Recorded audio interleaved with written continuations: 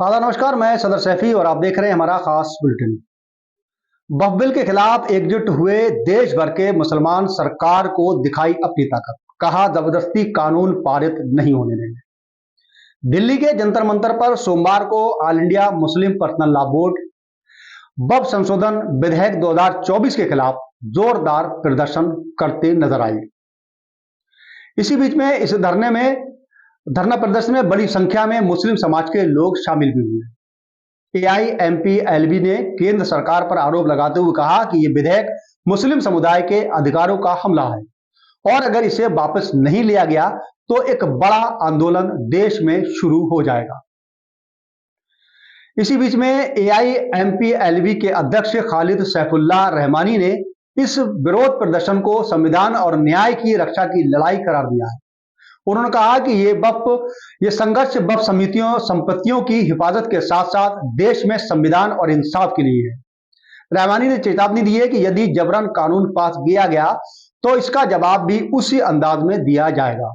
उन्होंने कहा कि ये लड़ाई लंबी चलेगी और न्याय के लिए संघर्ष हमारा जारी रहेगा। प्रदर्शन के दौरान एआईएमपीएलबी के पदाधिकारियों ने आरोप लगाया है कि सरकार मजहबी मामलों में दखल दे रही है। वहीं सांसद महबुल्लाह नदवी ने कहा कि सरकार धार्मिक मामलों में हस्तक्षेप कर रही है जो अस्वीकार्य है।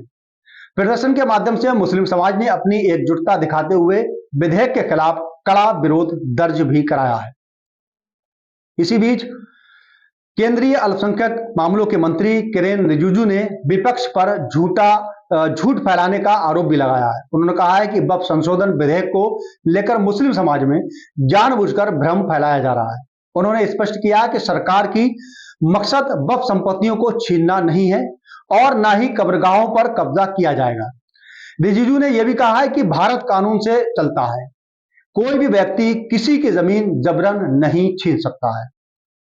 इसी बीच कानून मंत्री किरेन रिजिजू ने कहा कि विपक्षी दल लाउड स्पीकरों के जरिए गली गली में गलत संदेश फैला रहे हैं जिससे समाज को गुमराह किया जा रहा है। उन्होंने कहा कि अगर सरकार कोई गलती करती है तो देश में न्यायालय है जहां लोग अपनी समस्या रख सकते हैं। उन्होंने दावा किया है कि मोदी सरकार द्वारा लाया गया विधेयक मुस्लिम समाज के कल्याण के लिए जारी है। रिजिजू ने बताया कि वक्फ संपत्तियों का संरक्षण और उनकी सही उपयोग सुनिश्चित करना सरकार की जिम्मेदारी है।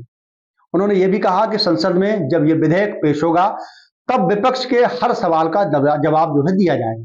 उन्होंने कहा कि जेपीसी संयुक्त संसदीय समिति में भी सभी सवालों का जवाब पहले से ही दिया जा चुका है।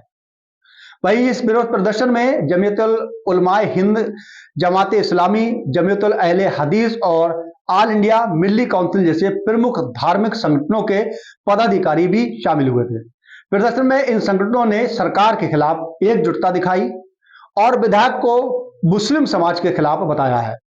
इसके अलावा कांग्रेस अध्यक्ष मल्लिकार्जुन खड़गे, राहुल गांधी समाजवादी पार्टी के अध्यक्ष अखिलेश यादव, वहीं राजद के मनोज झा और आपके संजय सिंह, डीएमके के नेता व एआईएमएम के और तृणमूल कांग्रेस के नेताओं इस प्रदर्शन में आमंत्रित किया गया था। खासतौर पर वे नेता जो जेपीसी में विधेयक का विरोध कर चुके हैं, उनकी उपस्थिति प्रदर्शन में विरोध के रूप में रही।